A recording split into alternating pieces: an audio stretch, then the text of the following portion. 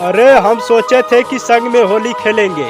अरे हम सोचे थे कि संग में होली खेलेंगे, लेकिन तुमने तो एक बार फ़ोन किया, 2 बार फ़ोन किया है, आपका फ़ोन हम उठा नहीं पाए और तीसर के फ़ोनवा का तुम्हारे इंतज़ार था।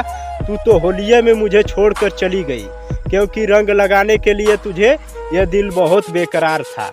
मन लागे ना होलिया में, चढ़ी चल गइलू डोलिया में। मन लागे ना होलिया में, चढ़ी चल गइलू डोलिया में।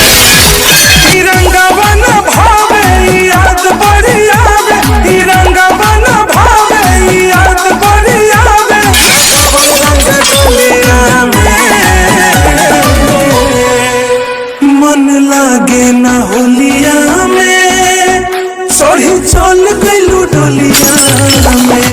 तू देखेलू दुवरिया से होलिया में मुस्कियालू, 18 साल के उमरिया में कैले तू बवाल हो।